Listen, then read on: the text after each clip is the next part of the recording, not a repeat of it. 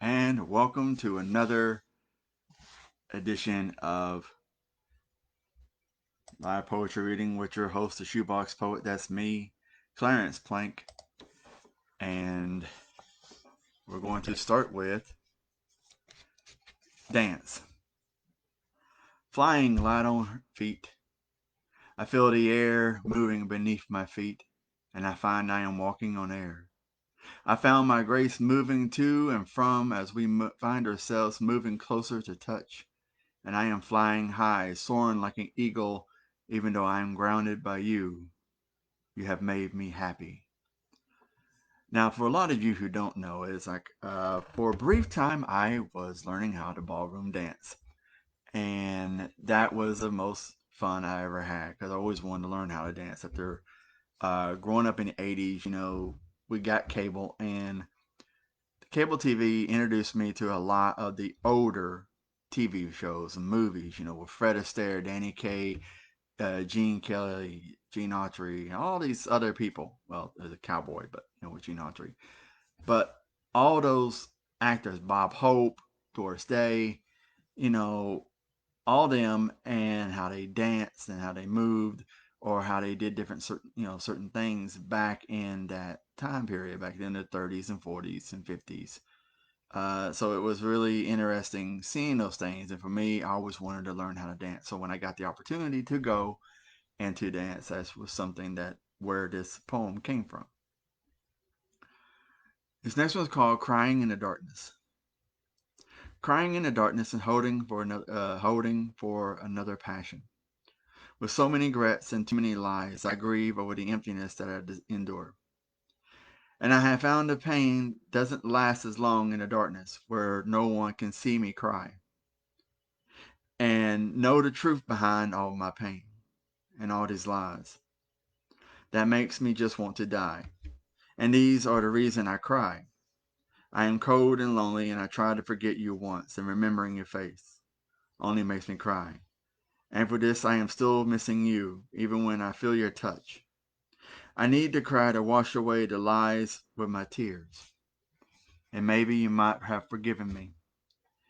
If the slate was wiped clean with my tears, because I am here alone, in the darkness without you, holding out for another passion with so many regrets and too many lies to take back. I grieve over this emptiness, and I endure alone, and find that the pain is not that bad in the loneliness of the dark, where no one can see you crying and know the truth behind your pain. All the lies that makes me just want to die, and the reasons that I have found to cry, and I am so cold and lonely without you. I tried to forget you once, and remembering you makes me cry. So from how certain things repeat in this, I think it was actually broken up into a couple from different word prompts that were used, because certain word prompts, as I said in the past, they ask you to do 35, 40, maybe 50 words. So that's probably this, when I combine this poem. But more than likely, though, this was written after Lisa, after that situation had happened. And when, looking back at it, you really don't think about the things that broke you up. Um, but you do find out some things later on. It's just, you learn things, and you're just like, oh, if I would have done this different, maybe things might have been, might have changed. But, who knows? It is what it is. You can't really go into believing that everything's your fault, because there's two people in that relationship. So it's just sometimes communication is key in working things out. And when you got two people that don't communicate, or you got one person that won't communicate, that's where you had the problem. This next one's called Untitled, but I think I called it something. I don't remember what it was. We meet again here in this place, and it's like I never left. And here I am alone. I wasn't strong enough to keep you here, strong enough to love you, strong enough to care for you anymore.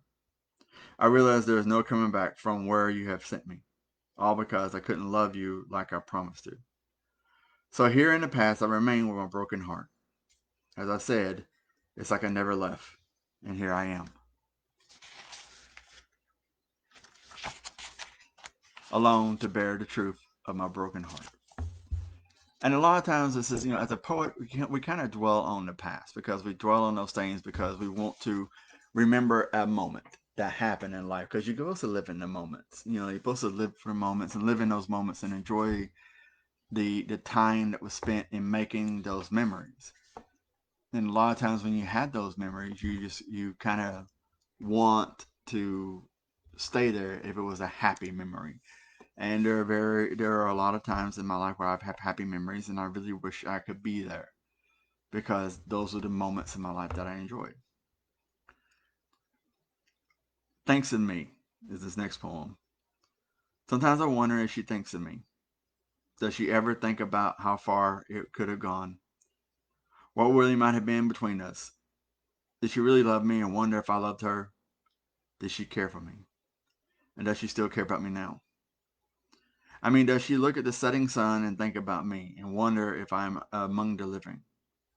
Does she dream about me and often feel my ghostly touch upon her skin? Now, I mean, as you go about, as relationships go, you kind of wonder if that person still thinks about you years later in a way, unless you don't think about them. And it says, it's a different kind of situation. Because a lot of times people do move on, and when you run into somebody, you're like, oh, yeah, I remember you. Hey, how you doing? Kind of thing, and you hope they're doing well. So, the way it is here, the person that's here, um, is just being stuck in that situation.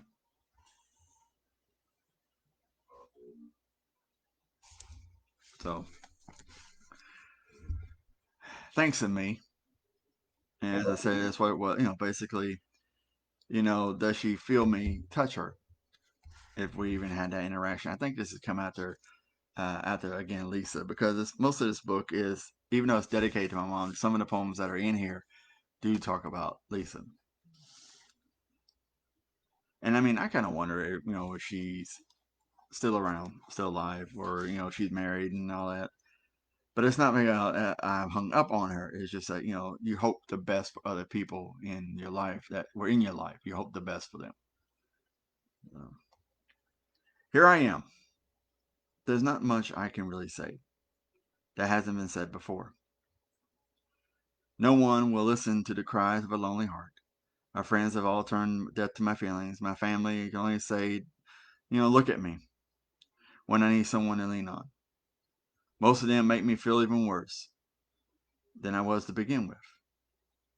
Do you know what it's like trying to tell someone that you have changed, but you get all of it thrown back in your face? I'm bleeding inside and no one even cares about me enough to help me, and I want to fall in love, and I have no idea where to begin. And as I said, there's no one willing enough to tell me, so here I am. So you get stuck in a rut, and then you're trying to figure out what's going on. And I was at that point in my life where I'm just like, okay, all these things that happen. I'm just like, what happened here? And people, they don't know how to help you, and so it's no fault of their own. It's just like they don't, you really don't know how to answer the questions that I was asking. It just took me a long time that I wasn't asking. It wasn't the questions I was asking or the people that I was asking. It was the things. It was the people that I was going to ask these questions of. Were not the people I was going to ask questions. It was the people that I was going and dating that was causing the problems, because it had me thinking that I was the one that was wrong when it was the people I was choosing to date, and because they weren't compatible. And then you start looking at it like, oh, okay, so it's not me, it's not them. It's basically, if you're on a dating site, that kills it right there. So last one, Falling Spirit. Stars fall, and so do I. They lose their light. I lost my soul. They fall to earth. I fell from grace without you.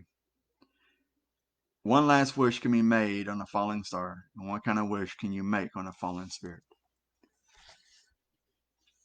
And it's, well, you know what? I'm gonna read another one.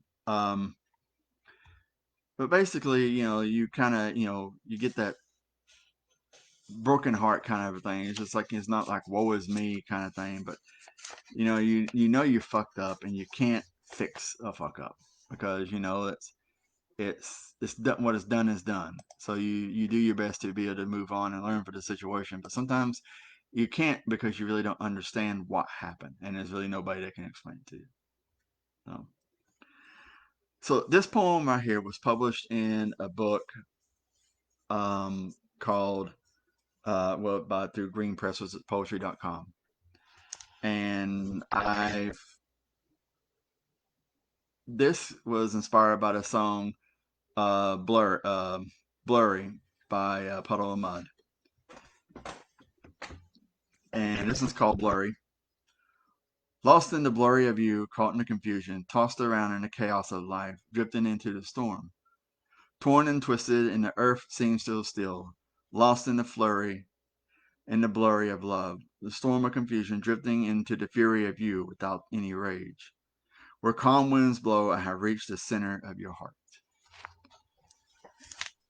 And love can be so chaotic when you meet certain people that you get caught up in those gale force winds of love and lust and everything. There was another story. There was another poem idea called "Whirlwind," which I think is in that book, um, which was originally written, that I performed at a poetry convention symposium down in Florida in 2002. But that basically was, the poem that where that came from and how that came about. So I will see you again probably Sunday next week, if not Monday. But y'all take it easy. I'll talk to you soon.